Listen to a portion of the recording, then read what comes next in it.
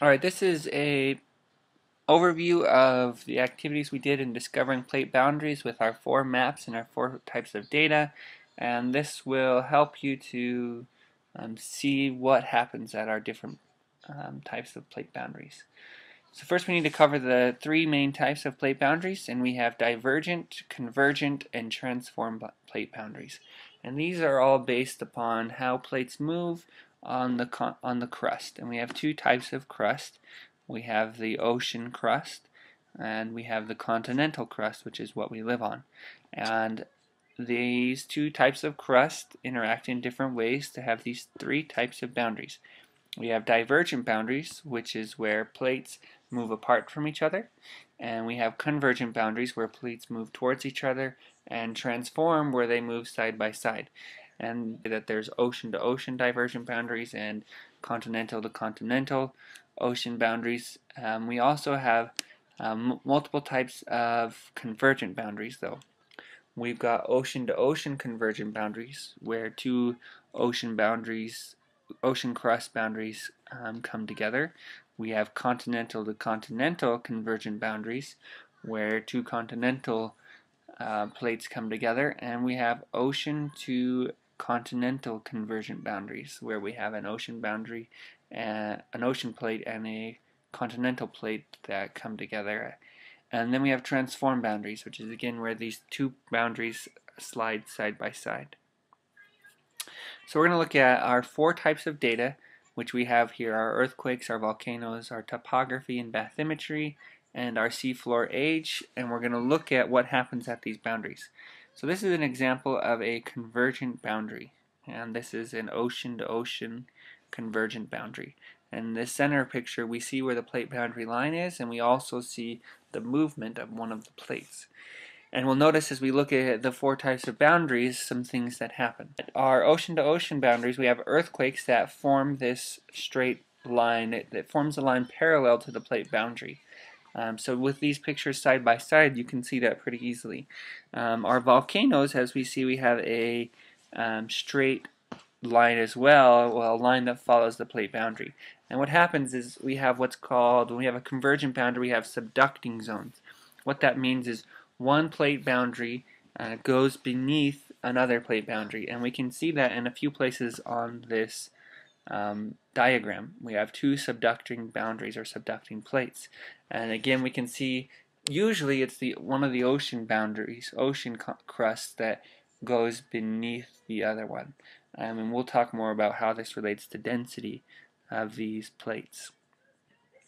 So that's what's happening here, is one of these plates is going beneath the other one. It's subducting, and that's where these earthquakes come from, and it's also where these volcanoes come from. If we look on this map, we see on our subducting plates that as they go deeper into the mantle and through the asthenosphere, they start to melt and can cause volcanoes on the continental crust, and they cause islands or an island arc on the ocean crust. And that's what we see here in Alaska with what we call the Aleutian Islands, is they form this arc of islands that follows the parallel to the plate boundary. So we also see here in the top topography map this pink line, which if you remember is the deepest part of the ocean. So we form this trench on our convergent boundaries. And again on this map we can see trenches on each of the 2 places where we have convergent boundaries. And we can tell where these convergent boundaries are where we have the white arrows coming towards each other. And both on the continental crust and on the ocean crust boundaries we have trenches.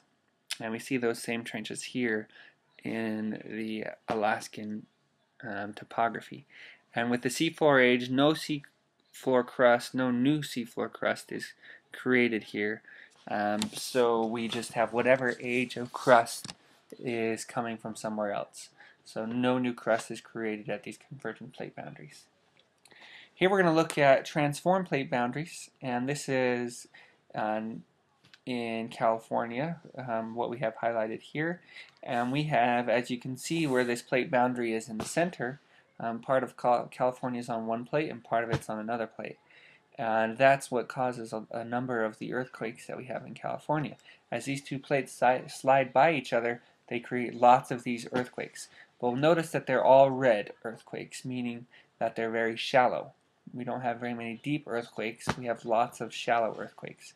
You notice that this type of plate boundary also causes volcanoes, but they're not in as much of a line as they are on our convergent plate boundaries. So what we see is that it causes broad volcanoes, an area of volcanoes that are spread out, but there are lots of them. And again, our topography, there's nothing really special about our plate, our topography at these types of plates. They don't cause trenches or mountains or things like that.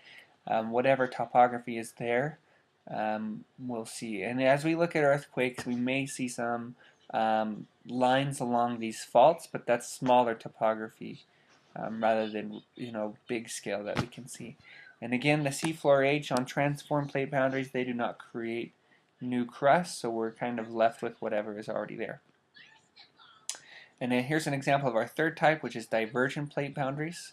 And these typically happen in the middle of the ocean. The reason why is because divergent boundaries are creating new crust, and that new crust is very low elevation and will often create our oceans.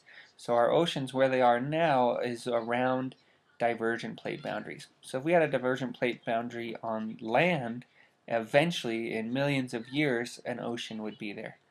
So let's take a look at our data. We've got the plate boundaries in the center. We've also got the earthquakes on the top left, and we can see that those shallow earthquakes, again, follow the lines of the plate boundary. Volcanoes there aren't very many volcanoes on plate boundaries, divergent plate boundaries. If we look at our topography and bathymetry, we'll see that it's a slightly lighter color along the plate boundary, and that's because it's slightly elevated, and we get what we call ridges, where that new mantle, that lava, is coming up out of the splitting of the plates, and that causes ridges or small mountain ranges basically along that plate boundary. And obviously these divergent boundaries are where new crust is made. So we have seafloor age crust that's very, very young at these divergent plate boundaries. So where would you place the arrows? We're going to look and we're going to try and identify some of these things to see what type of plate boundaries we have at this area. So where would you place the arrows on this plate boundary?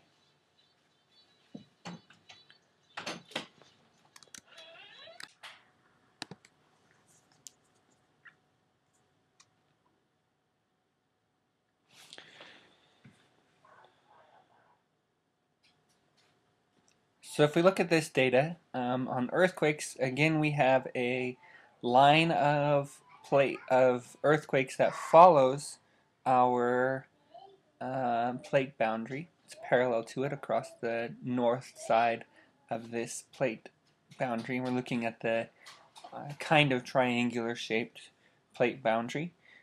We see that there are earthquakes along the top. On the volcanoes, we also see a line of volcanoes that follows our plate boundary as well. And on the north side of the plate in the topography, we have again our pink trench. And on our seafloor age, we have again new crust, but it's not being formed at that plate boundary on the top. It's being formed below that. So along the top, we can see all of the things similar to what we would see on a convergent plate boundary. At the bottom side, however, we have a few shallow earthquakes, we have very few volcanoes, and we have a slight ridge in the middle of the ocean. It's a lighter color, and we have new crust on the seafloor edge. So again, on the bottom of this triangular plate is a divergent boundary, and along the top is a convergent boundary. So we can place the arrow moving northward. Here we have a convergent boundary along Chile, and if we take a look at that, we can see that we have, again, all of these things characteristic of a convergent boundary. We have earthquakes that are parallel to the plate boundary, and one thing that we see particularly here on Chile is as we go farther and farther inland, those earthquakes get deeper and deeper and become more and more dangerous. That's caused by that divergent boundary, by that subducting zone going deeper under the land. And as it goes under the continental crust, it causes earthquakes above it. Volcanoes, again, we've got a line of volcanoes parallel to the plate boundary, and these volcanoes on land cause a mountain ridge, which we can see in the topography, and along the plate boundary in the ocean we have again that deep pink trench and no new crust forming on the sea floor. So again, this tells us that this is a convergent plate boundary. Again, another convergent plate boundary. This one is in the middle of the ocean. It's near Fiji and Tonga. And again, we see similar things. We see earthquakes that are parallel to the boundary line, and they get deeper and deeper as the farther away we go. We've got a few volcanoes, but if they're there, they're in a line. And we have, again, this pink trench that shows us that there's a subducting zone there, and then no new crust forming, so we're not a divergent boundary. Again, this is a convergent plate boundary. This would be an ocean-to-ocean convergent plate boundary. Here is an example of a divergent boundary. This is one that runs right through Iceland. You can see the island Iceland there with the plate boundary through it. And if we look at pictures of Iceland, we can actually see where that is spreading apart. And again, the ocean will eventually run through where that island in Iceland is. And we see, again, lines of shallow earthquakes. Very few volcanoes except for on the actual island of Iceland. And on the topography, again, we see this ridge. We can see this line of more shallow crust. And the best part of this one is the seafloor edge. We see this definite red line moving through along that plate boundary where that new crust is being formed. Again, that tells us it's a divergent boundary.